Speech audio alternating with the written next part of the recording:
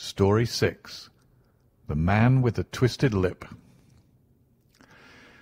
Asa Whitney, brother of the late Elias Whitney, D.D., principal of the Theological College of St. George's, was much addicted to opium. The habit grew upon him, as I understand, from some foolish freak when he was at college, for having read De Quincey's description of his dreams and sensations, he had drenched his tobacco with laudanum in an attempt to produce the same effects. He found, as so many more have done, that the practice is easier to attain than to get rid of, and for many years he continued to be a slave to the drug, an object of mingled horror and pity to his friends and relatives. I can see him now, with yellow, pasty face, drooping lips, and pinpoint pupils, all huddled in a chair, the wreck and ruin of a noble man. One night, it was in June, '89, there came a ring to my bell, about the hour when a man gives his first yawn and glances at the clock. I sat up in my chair, and my wife laid her needlework down in her lap and made a little face of disappointment. "A patient," said she. "You'll have to go out." I groaned, for I was newly come back from a weary day. We heard the door open, a few hurried words, and then quick steps upon the linoleum. Our own door flew open, and a lady, clad in some dark-coloured stuff, with a black veil, entered the room. "You will excuse my calling so late," she began, and then suddenly losing her self-control, she ran forward, threw her arms about my wife's neck, and sobbed upon her shoulder. "Oh, I'm in such trouble!" she cried. "I do so want a little help." "Why?" said my wife, pulling up her veil. "It is Kate Whitney. How you startled me, Kate! I had not an idea who you were when you came in." "I didn't know what to do, so I came straight to you." That was always the way. Folk who were in grief came to my wife like birds to a lighthouse. "It was very sweet of you to come. Now you must have some wine and water, and sit here comfortably and tell us all about it. Or should you rather that I sent James off to bed?" "Oh, no, no. I want the doctor's advice and help too. It's about Asa. He has not been home for 2 days. I am so frightened about him." It was not the first time that she had spoken to us of her husband's trouble, to me as a doctor, to my wife as an old friend and school companion. We soothed and comforted her by such words as we could find. Did she know where her husband was? Was it possible that we could bring him back to her? It seems that it was. She had the surest information that of late he had, when the fit was on him, made use of an opium den in the farthest east of the city. Hitherto his orgies had always been confined to one day, and he had come back, twitching and shattered, in the evening. But now the spell had been upon him 48 hours, and he lay there, doubtless among the dregs of the docks, breathing in the poison or sleeping off the effects. There he was to be found, she was sure of it, at the Bar of Gold in Upper Swandam Lane. But what was she to do? How could she, a young and timid woman, make her way into such a place and pluck her husband out from among the ruffians who surrounded him? There was the case, and of course there was but one way out of it. Might I not escort her to this place? And then, as a second thought, why should she come at all? I was Asa Whitney's medical adviser, and as such I had influence over him. I could manage it better if I were alone. I promised her on my word that I would send him home in a cab within 2 hours, if he were indeed at the address which she had given me. And so in 10 minutes I had left my armchair and cheery sitting-room behind me, and was speeding eastward in a hansom on a strange errand, as it seemed to me at the time, though the future only could show how strange it was to be. But there was no great difficulty in the first stage of my adventure. Upper Swandam Lane is a vile alley lurking behind the high wharves which line the north side of the river to the east of London Bridge.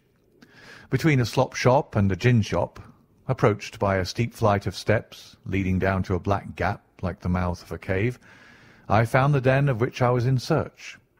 Ordering my cab to wait, I passed down the steps, worn hollow in the centre by the ceaseless tread of drunken feet, and by the light of a flickering oil lamp above the door I found the latch and made my way into a long, low room, thick and heavy with the brown opium smoke, and terraced with wooden berths like the forecastle of an emigrant ship.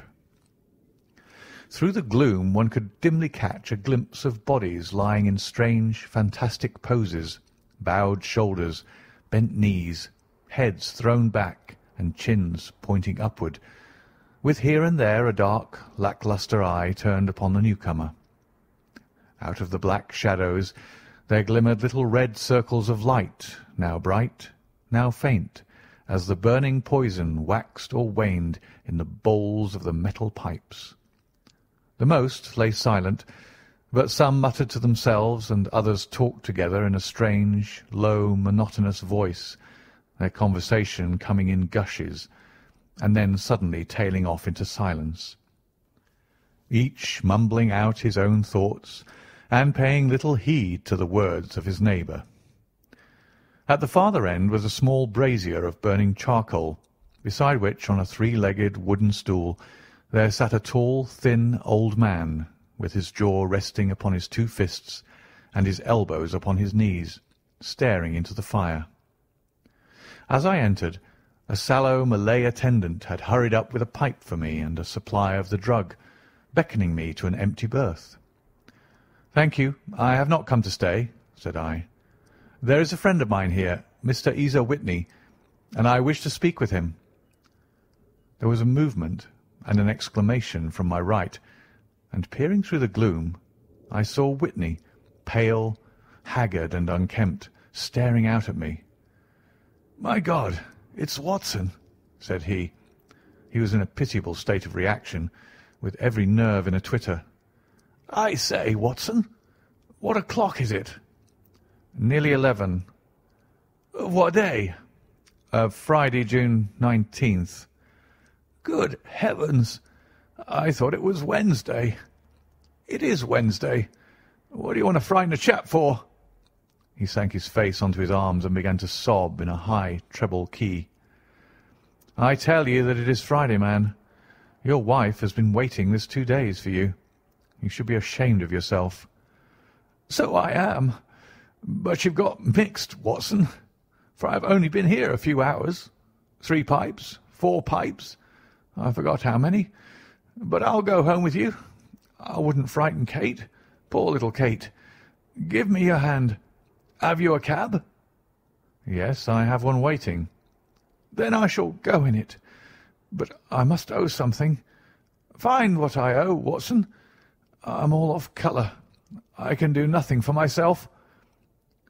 I walked down the narrow passage between the double row of sleepers, holding my breath to keep out the vile, stupefying fumes of the drug, and looking about for the manager. As I passed the tall man who sat by the brazier, I felt a sudden pluck at my skirt, and a low voice whispered, "Walk past me, and then look back at me." The words fell quite distinctly upon my ear. I glanced down. They could only have come from the old man at my side. And yet he sat now as absorbed as ever, very thin, very wrinkled, bent with age, an opium pipe dangling down from beneath his knees as though it had dropped in sheer lassitude from his fingers. I took 2 steps forward and looked back. It took all my self-control to prevent me from breaking out into a cry of astonishment. He had turned his back so that none could see him, but I. His form had filled out. His wrinkles were gone. The dull eyes had regained their fire, and there, sitting by the fire and grinning at my surprise, was none other than Sherlock Holmes. He made a slight motion to me to approach him, and instantly, as he turned his face half round to the company once more, subsided into a doddering, loose-lipped senility. "Holmes," I whispered, "what on earth are you doing in this den?" "As low as you can," he answered. I have excellent ears. If you would have the great kindness to get rid of that sottish friend of yours, I should be exceedingly glad to have a little talk with you. I have a cab outside. Then pray send him home in it. You may safely trust him, for he appears to be too limp to get into any mischief. I should recommend you also to send a note by the cabman to your wife to say that you have thrown in your lot with me.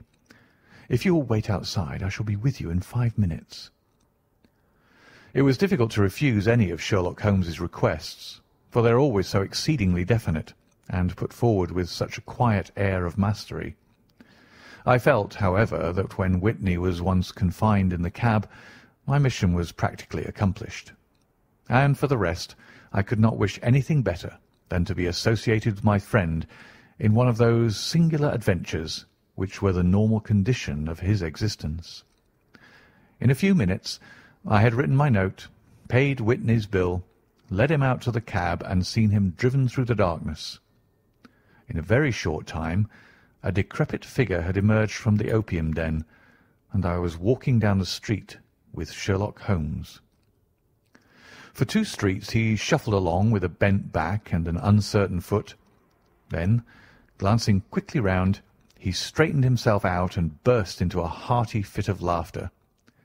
"I suppose, Watson," said he, "that you imagine that I have added opium smoking to cocaine injections and all the other little weaknesses on which you have favoured me with your medical views. I was certainly surprised to find you there, but not more so than I to find you. I came to find a friend, and I to find an enemy." "An enemy?" "Yes, one of my natural enemies, or shall I say, my natural prey. Briefly, Watson, I am in the midst of a very remarkable inquiry, and I have hoped to find a clue in the incoherent ramblings of these sots, as I have done before now. Had I been recognized in that den, my life would not have been worth an hour's purchase, for I have used it before now for my own purposes, and the rascally Lascar who runs it has sworn to have vengeance upon me. There is a trapdoor at the back of that building near the corner of Paul's Wharf, which could tell some strange tales of what has passed through it upon the moonless nights." "What? You don't mean bodies?" "Aye, bodies, Watson. We should be rich men if we had £1,000 for every poor devil who's been done to death in that den. It is the vilest murder trap on the whole riverside, and I fear that Neville St. Clair has entered it never to leave it more. But our trap should be here."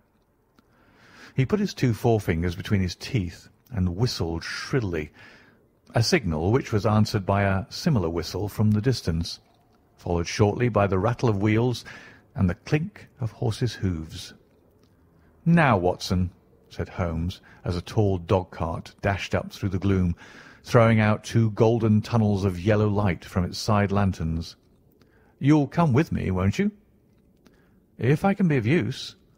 "Oh, a trusty comrade is always of use, and a chronicler still more so. My room at the Cedars is a double-bedded one." "The Cedars?" "Yes, that is Mr. St. Clair's house. I am staying there while I conduct the inquiry." "Where is it, then?" "Near Lee, in Kent. We have a 7-mile drive before us." "But I'm all in the dark." "Of course you are. You'll know all about it presently. Jump up here. All right, John, we shall not need you. Here's £1/crown. Look out for me tomorrow about 11. Give her her head. So long, then." He flicked the horse with his whip, and we dashed away through the endless succession of sombre and deserted streets, which widened gradually until we were flying across a broad balustraded bridge, with the murky river flowing sluggishly beneath us. Beyond lay another dull wilderness of bricks and mortar, its silence broken only by the heavy, regular footfall of the policeman, or the songs and shouts of some belated party of revellers. A dull wrack was drifting slowly across the sky, and a star or 2 twinkled dimly here and there through the rifts of the clouds. Holmes drove in silence, with his head sunk upon his breast, and the air of a man who is lost in thought, while I sat beside him, curious to learn what this new quest might be which seemed to tax his powers so sorely, and yet afraid to break in upon the current of his thoughts. We had driven several miles, and were beginning to get to the fringe of the belt of suburban villas, when he shook himself, shrugged his shoulders, and lit up his pipe with the air of a man who has satisfied himself that he is acting for the best. "You have a grand gift of silence, Watson," said he. "It makes you quite invaluable as a companion. Upon my word, it is a great thing for me to have someone to talk to, for my own thoughts are not over pleasant. I was wondering what I should say to this dear little woman to-night when she meets me at the door."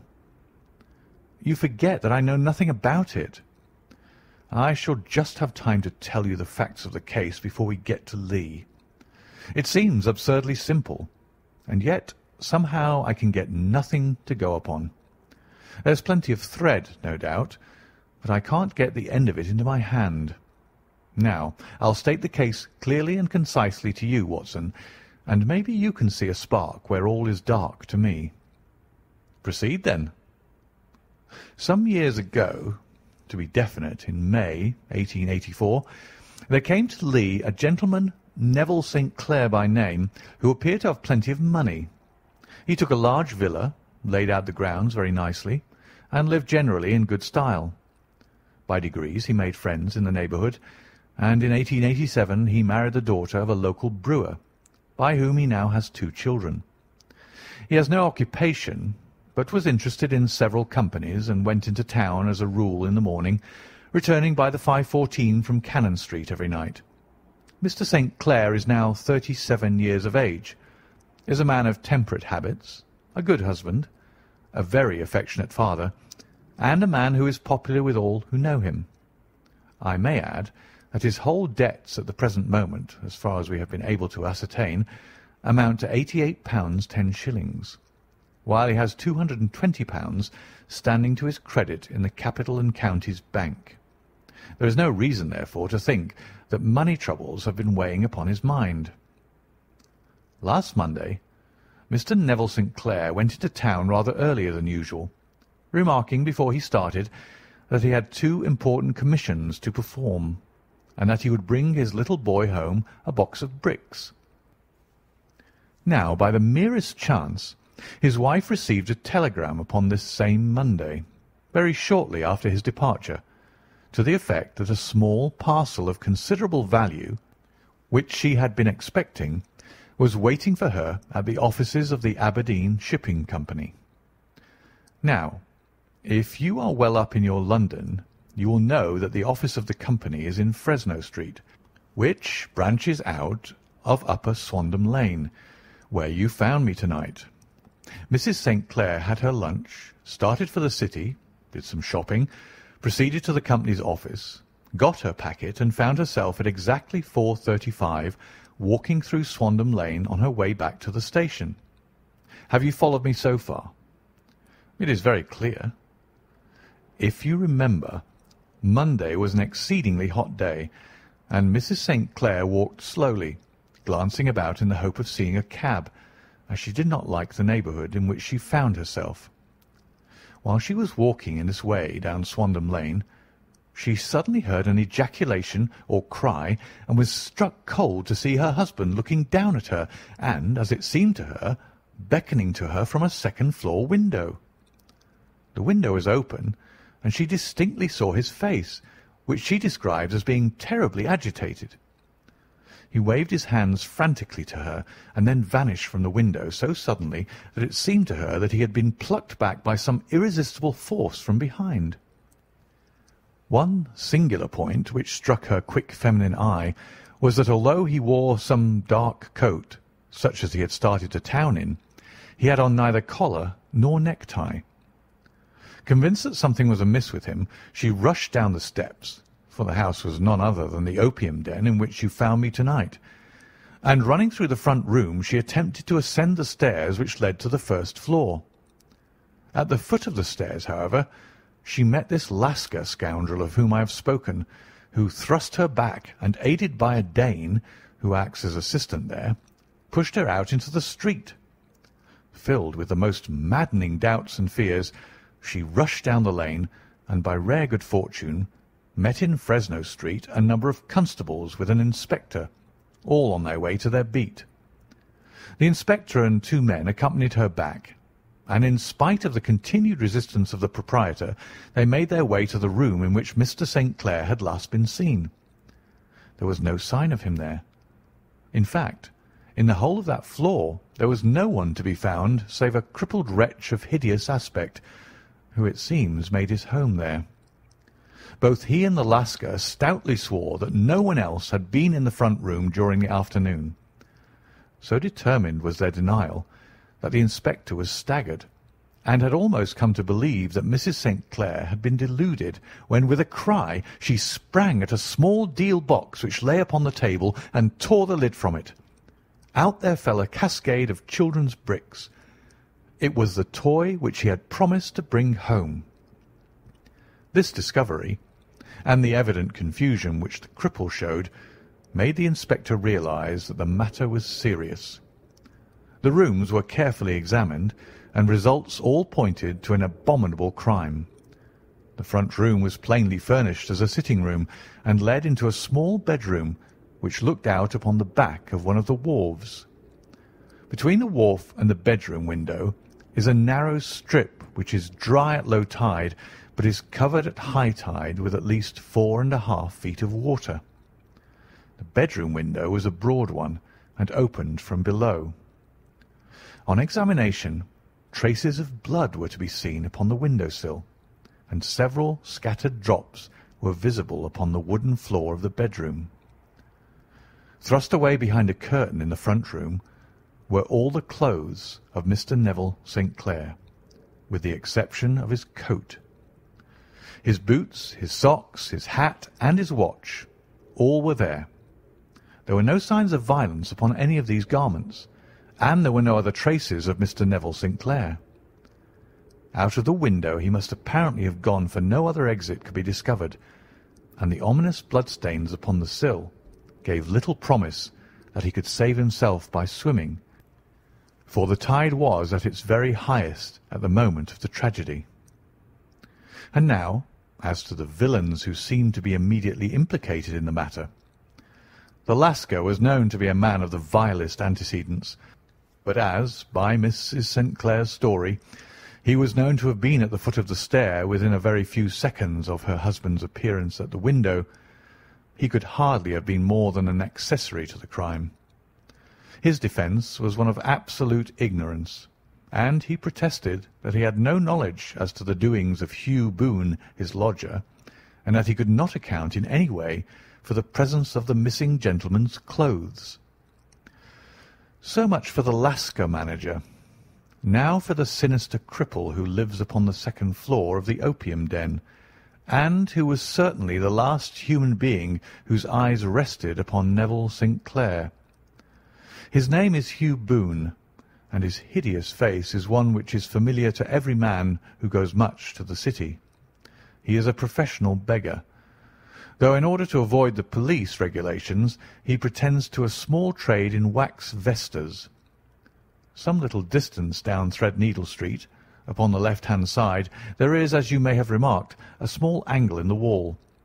Here it is that this creature takes his daily seat, cross-legged, with his tiny stock of matches on his lap, and as he is a piteous spectacle, a small rain of charity descends into the greasy leather cap which lies upon the pavement beside him. I have watched the fellow more than once before ever I thought of making his professional acquaintance, and I have been surprised at the harvest which he has reaped in a short time. His appearance, you see, is so remarkable that no one can pass him without observing him. A shock of orange hair, a pale face disfigured by a horrible scar, which, by its contraction, has turned up the outer edge of his upper lip, a bulldog chin, and a pair of very penetrating dark eyes, which present a singular contrast to the colour of his hair, all mark him out from amid the common crowd of mendicants, and so, too, does his wit, for he is ever ready with a reply to any piece of chaff which may be thrown at him by the passers-by. This is the man whom we now learn to have been the lodger at the opium den, and to have been the last man to see the gentleman of whom we are in quest." "But a cripple," said I. "What could he have done single-handed against a man in the prime of life?" "He is a cripple in the sense that he walks with a limp, but in other respects he appears to be a powerful and well-nurtured man. Surely your medical experience would tell you, Watson, that weakness in one limb is often compensated for by exceptional strength in the others. Pray continue your narrative." "Mrs. St. Clair had fainted at the sight of the blood upon the window, and she was escorted home in a cab by the police, as her presence could be of no help to them in their investigations. Inspector Barton, who had charge of the case, made a very careful examination of the premises, but without finding anything which threw any light upon the matter. One mistake had been made in not arresting Boone instantly, as he was allowed some few minutes during which he might have communicated with his friend the Lascar, but this fault was soon remedied, and he was seized and searched without anything being found which could incriminate him. There were, it is true, some blood-stains upon his right shirt-sleeve, but he pointed to his ring finger, which had been cut near the nail, and explained that the bleeding came from there, adding that he had been to the window not long before, and that the stains which had been observed there came doubtless from the same source. He denied strenuously having ever seen Mr. Neville St. Clair, and swore that the presence of the clothes in his room was as much a mystery to him as to the police. As to Mrs. St. Clair's assertion that she had actually seen her husband at the window, he declared that she must have been either mad or dreaming. He was removed, loudly protesting, to the police station, while the inspector remained upon the premises in the hope that the ebbing tide might afford some fresh clue. And it did, though they hardly found upon the mud-bank what they had feared to find. It was Neville St. Clair's coat, and not Neville St. Clair, which lay uncovered as the tide receded. And what do you think they found in the pockets? I cannot imagine. No, I don't think you would guess. Every pocket stuffed with pennies and halfpennies, 421 pennies and 270 halfpennies. It was no wonder that it had not been swept away by the tide. But a human body is a different matter. There is a fierce eddy between the wharf and the house. It seemed likely enough that the weighted coat had remained when the stripped body had been sucked away into the river. But I understand that all the other clothes were found in the room. Would the body be dressed in a coat alone? No, sir, but the facts might be met speciously enough. Suppose that this man Boone had thrust Neville St. Clair through the window. There is no human eye which could have seen the deed. What would he do then? It would, of course, instantly strike him that he must get rid of the tell-tale garments. He would seize the coat then, and be in the act of throwing it out, when it would occur to him that it would swim and not sink. He has little time, for he has heard the scuffle downstairs when the wife tried to force her way up, and perhaps he has already heard from his Lascar confederate that the police are hurrying up the street. There is not an instant to be lost. He rushes to some secret hoard, where he has accumulated the fruits of his beggary, and he stuffs all the coins upon which he can lay his hands into the pockets to make sure of the coat's sinking. He throws it out, and would have done the same with the other garments, had not he heard the rush of steps below, and only just had time to close the window when the police appeared. It certainly sounds feasible. Well, we will take it as a working hypothesis for want of a better.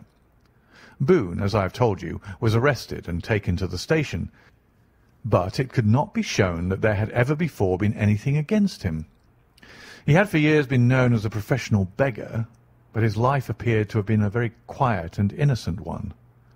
There the matter stands at present, and the questions which have to be solved, what Neville St. Clair was doing in the opium den, what happened to him when there, where is he now, and what Hugh Boone had to do with his disappearance, are all as far from a solution as ever. I confess that I cannot recall any case within my experience which looked at the first glance so simple, and yet which presented such difficulties. While Sherlock Holmes had been detailing this singular series of events, we had been whirling through the outskirts of the great town until the last straggling houses had been left behind, and we rattled along with a country hedge upon either side of us. Just as he finished, however, we drove through two scattered villages, where a few lights still glimmered in the windows. "We are on the outskirts of Lee," said my companion. "We have touched on 3 English counties in our short drive, starting in Middlesex, passing over an angle of Surrey, and ending in Kent. See that light among the trees? That is the Cedars, and beside that lamp sits a woman whose anxious ears have already, I have little doubt, caught the clink of our horses' feet." "But why are you not conducting the case from Baker Street?" I asked. "Because there are many inquiries which must be made out here. Mrs. St. Clair has most kindly put 2 rooms at my disposal, and you may rest assured that she will have nothing but a welcome for my friend and colleague. I hate to meet her, Watson, when I have no news of her husband. Here we are. Whoa there! Whoa!" We had pulled up in front of a large villa which stood within its own grounds. A stable boy had run out to the horse's head, and springing down, I followed Holmes up the small, winding gravel drive which led to the house. As we approached, the door flew open, and a little blonde woman stood in the opening, clad in some sort of light mousseline de soie, with a touch of fluffy pink chiffon at her neck and wrists. She stood with her figure outlined against the flood of light, one hand upon the door, one half raised in her eagerness, her body slightly bent, her head and face protruded, with eager eyes and parted lips, a standing question. "Well," she cried, "well?" And then, seeing that there were 2 of us, she gave a cry of hope which sank into a groan as she saw that my companion shook his head and shrugged his shoulders. "No good news?" "None." "No bad?" "No." "Thank God for that. But come in. You must be weary, for you have had a long day." "This is my friend Dr. Watson. He has been of most vital use to me in several of my cases, and a lucky chance has made it possible for me to bring him out and associate him with this investigation." "I am delighted to see you," said she, pressing my hand warmly. "You will, I am sure, forgive anything that you may be wanting in our arrangements when you consider the blow which has come so suddenly upon us." "My dear madam," said I, "I am an old campaigner, and if I were not, I can very well see that no apology is needed. If I can be of any assistance, either to you or to my friend here, I shall be indeed happy." "Now, Mr. Sherlock Holmes," said the lady as we entered a well-lit dining-room, upon the table of which a cold supper had been laid out, "I should very much like to ask you 1 or 2 plain questions, to which I beg that you will give a plain answer." "Certainly, madam." "Do not trouble about my feelings. I am not hysterical, nor given to fainting. I simply wish to hear your real opinion." "Upon what point?" "In your heart of hearts, do you think that Neville is upon the fly-leaf of a book, octavo size, no watermark. Posted to-day in Gravesend by a man with a dirty thumb. Ha! And the flap has been gummed, if I am not very much in error, by a person who had been chewing tobacco. And you have no doubt that it is your husband's hand, madam?" "None. Neville wrote those words." "And they were posted to-day at Gravesend. Well, Mrs. St. Clair, the clouds lighten, though I should not venture to say that the danger is over." "But he must be alive, Mr. Holmes." "Unless this is a clever forgery to put us on the wrong scent. The ring, after all, proves nothing. It may have been taken from him." No, it is his very own writing." "Very well. It may, however, have been written on Monday and only posted to-day." "That is possible." "If so, much may have happened between." "Oh, you must not discourage me, Mr. Holmes. I know that all is well with him. There is so keen a sympathy between us that I should know if evil came upon him. On the very day that I saw him last, he cut himself in the bedroom, and yet I in the dining-room rushed upstairs instantly with the utmost certainty that something had happened. Do you think that I would respond to such a trifle, and yet be ignorant of his death?" "I have seen too much to know that the impression of a woman may be more valuable than the conclusion of an analytical reasoner. And in this letter you certainly have a very strong piece of evidence to corroborate your view. But if your husband is alive and able to write letters, why should he remain away from you?" "I cannot imagine. It is unthinkable." "And on Monday he made no remarks before leaving you?"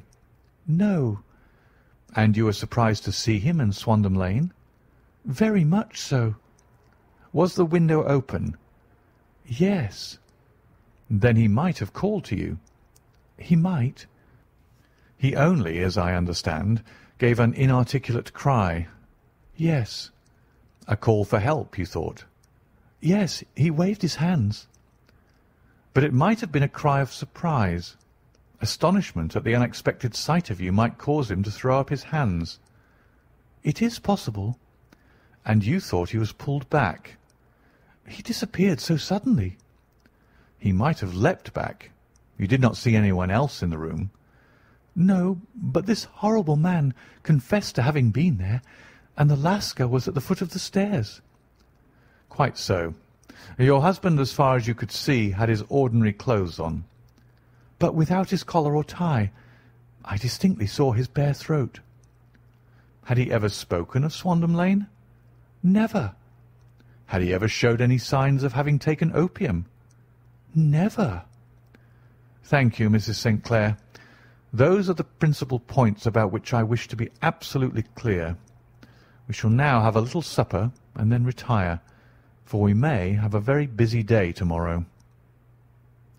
A large and comfortable double-bedded room had been placed at our disposal, and I was quickly between the sheets, for I was weary after my night of adventure.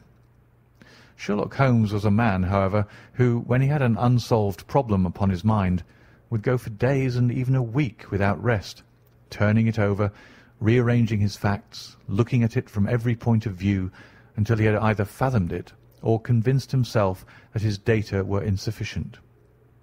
It was soon evident to me that he was now preparing for an all-night sitting. He took off his coat and waistcoat, put on a large blue dressing-gown, and then wandered about the room, collecting pillows from his bed and cushions from the sofa and armchairs. With these he constructed a sort of Eastern divan, upon which he perched himself cross-legged, with an ounce of shag tobacco and a box of matches laid out in front of him. In the dim light of the lamp I saw him sitting there, an old briar pipe between his lips, his eyes fixed vacantly upon the corner of the ceiling, the blue smoke curling up from him, silent, motionless, with the light shining upon his strong-set aquiline features. So he sat as I dropped off to sleep. And so he sat when a sudden ejaculation caused me to wake up, and I found the summer sun shining into the apartment. The pipe was still between his lips, the smoke still curled upward, and the room was full of a dense tobacco haze, but nothing remained of the heap of shag which I had seen upon the previous night. "Awake, Watson?" he asked. "Yes." "Game for a morning drive?" "Certainly." "Then dress. No one is stirring yet, but I know where the stable-boy sleeps, and we shall soon have the trap out." He chuckled to himself as he spoke. His eyes twinkled, and he seemed a different man to the sombre thinker of the previous night. As I dressed, I glanced at my watch. It was no wonder that no one was stirring. It was 25 minutes past 4. I had hardly finished when Holmes returned with the news that the boy was putting in the horse. "I want to test a little theory of mine," said he, pulling on his boots. "I think, Watson, that you are now standing in the presence of one of the most absolute fools in Europe. I deserve to be kicked from here to Charing Cross, but I think I have the key of the affair now." "And where is it?" I asked, smiling. "In the bathroom," he answered. "Oh, yes, I am not joking," he continued, seeing my look of incredulity. "I have just been there, and I have taken it out, and I have got it in this Gladstone bag. Come on, my boy, and we shall see whether it will not fit the lock." We made our way downstairs as quietly as possible and out into the bright morning sunshine. In the road stood our horse and trap, with the half-clad stable-boy waiting at the head. We both sprang in, and away we dashed down the London road. A few country carts were stirring, bearing in vegetables to the metropolis, but the lines of villas on either side were as silent and lifeless as some city in a dream. "It has been in some points a singular case," said Holmes, flicking the horse on into a gallop. "I confess that I have been as blind as a mole, but it is better to learn wisdom late than never to learn it at all." In town the earliest risers were just beginning to look sleepily from their windows as we drove through the streets of the Surrey side. Passing down the Waterloo Bridge Road, we crossed over the river, and dashing up Wellington Street, wheeled sharply to the right and found ourselves in Bow Street. Sherlock Holmes was well known to the force, and the two constables at the door saluted him. One of them held the horse's head, while the other led us in. "Who is on duty?" asked Holmes. "Inspector Bradstreet, sir." "Ah, Bradstreet. How are you?" A tall, stout official had come down the stone-flagged passage in a peaked cap and frogged jacket. "I wish to have a quiet word with you, Bradstreet." "Certainly, Mr. Holmes. Step into my room here." It was a small office-like room with a huge ledger upon the table and a telephone projecting from the wall. The inspector sat down at his desk. "What can I do for you, Mr. Holmes?" "I called about that beggarman Boone, the one who was charged with being concerned in the disappearance of Mr. Neville St. Clair of Lee." "Yes, he was brought up and remanded for further inquiries." "So I heard. You have him here?" "In the cells." "Is he quiet?" "Oh, he gives no trouble, but he is a dirty scoundrel." "Dirty?" "Yes, it's all we can do to make him wash his hands, and his face is as black as a tinker's. Well, once his case has been settled, he'll have a regular prison bath, and I think, if you saw him, you'd agree with me that he needed it." "I should like to see him very much." "Would you? That's easily done. Come this way. You can leave your bag." "No, I think that I'll take it." "Very good. Come this way, if you please." He led us down a passage, opened a barred door, passed down a winding stair, and brought us to a whitewashed corridor with a line of doors on each side. "The third on the right is his," said the inspector. "Here it is." He quietly shot back a panel in the upper part of the door and glanced through. "He is asleep," said he. "You can see him very well." We both put our eyes to the grating. The prisoner lay with his face towards us, in a very deep sleep, breathing slowly and heavily. He was a middle-sized man, coarsely clad as becoming his calling, with a coloured shirt protruding through the rent in his tattered coat. He was, as the inspector had said, extremely dirty, but the grime which covered his face could not conceal its repulsive ugliness. A broad wheal from an old scar ran right across it from eye to chin, and by its contraction had turned up one side of the upper lip, so that 3 teeth were exposed in a perpetual snarl. A shock of very bright red hair grew low over his eyes and forehead. "He's a beauty, isn't he?" said the inspector. "He certainly needs a wash," remarked Holmes. I had an idea that he might, and I took the liberty of bringing the tools with me. He opened the Gladstone bag as he spoke, and took out, to my astonishment, a very large bath sponge. He, you are a funny one," chuckled the inspector. "Now, if you'll have the great goodness to open that door very quietly, we'll soon make him cut a much more respectable figure." "Well, I don't know why not," said the inspector. He doesn't look a credit to the Bow Street cells, does he?" He slipped his key into the lock, and we all very quietly entered the cell. The sleeper half turned and then settled down once more into a deep slumber. Holmes stooped to the water jug, moistened his sponge, and then rubbed it twice vigorously across and down the prisoner's face. "Let me introduce you," he shouted, "to Mr. Neville St. Clair of Lee in the county of Kent." Never in my life have I seen such a sight. The man's face peeled off under the sponge like the bark from a tree. Gone was the coarse brown tint. Gone, too, was the horrid scar which had seamed it across and the twisted lip which had given the repulsive sneer to the face. A twitch brought away the tangled red hair, and there, sitting up in his bed, was a pale, sad-faced, refined-looking man, black-haired and smooth-skinned, rubbing his eyes and staring about him with sleepy bewilderment. Then, suddenly, realizing the exposure, he broke into a scream and threw himself down with his face to the pillows. "Great heavens!" cried the inspector. "It is indeed the missing man. I know him from the photograph." The prisoner turned with the reckless air of a man who abandons himself to his destiny. "Be it so," said he. "And pray, what am I charged with?" "With making away with Mr. Neville St. Oh, come, you can't be charged with that unless they make a case of attempted suicide of it," said the inspector with a grin. "Well, I've been 27 years in the force, but this really takes the cake." "If I am Mr. Neville St. Clair, then it is obvious that no crime has been committed, and that therefore I am illegally detained." "No crime, but a very great error has been committed," said Holmes. "You would have done better to have trusted your wife." "It was not the wife, it was the children," groaned the prisoner. "God help me! I would not have had them ashamed of their father. My God, what an exposure! What can I do?" Sherlock Holmes sat down beside him on the couch and patted him kindly on the shoulder. "If you leave it to a court of law to clear the matter up," said he, "of course you can hardly avoid publicity.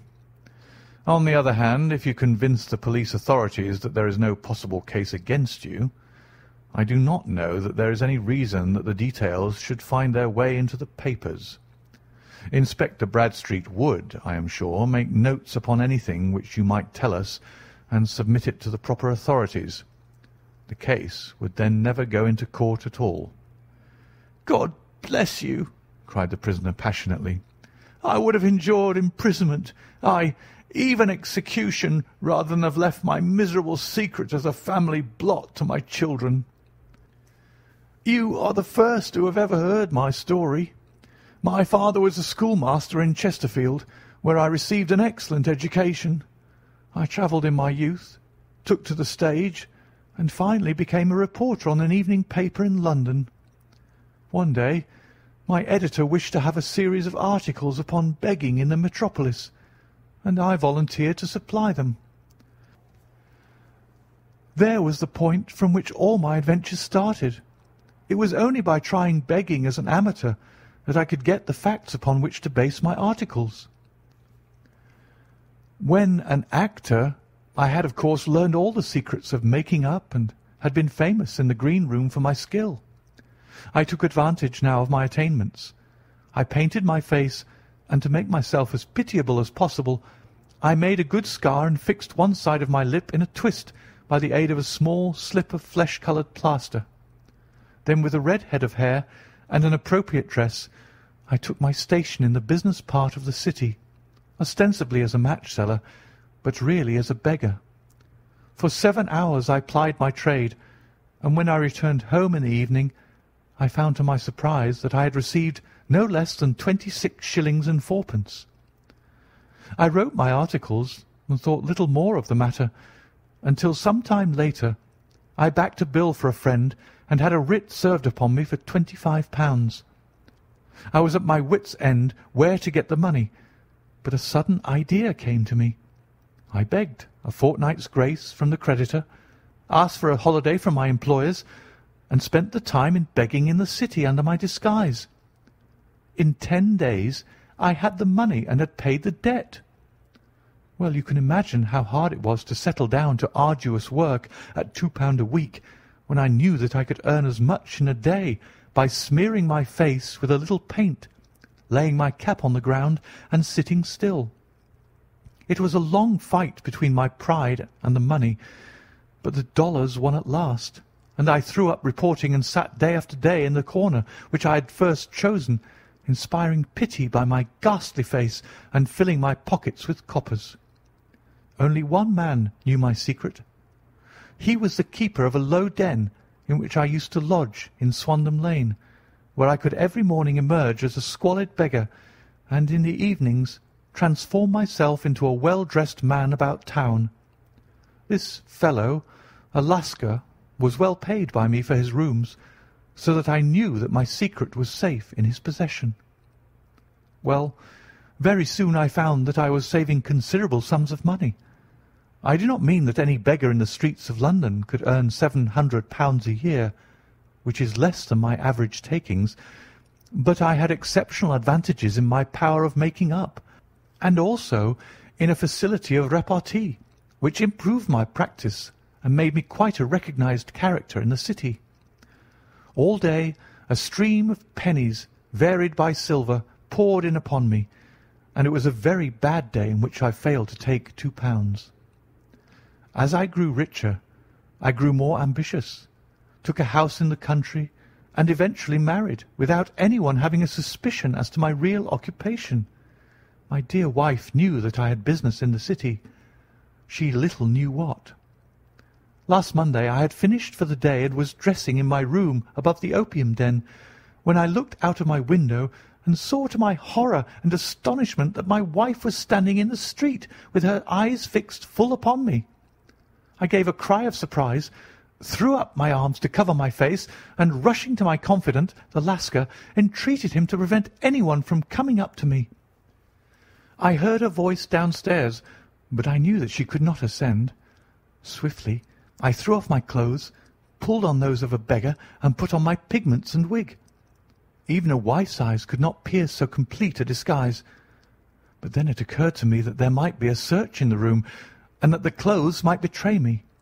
I threw open the window, reopening by my violence a small cut which I had inflicted upon myself in the bedroom that morning. Then I seized my coat, which was weighted by the coppers which I had just transferred to it from the leather bag in which I carried my takings.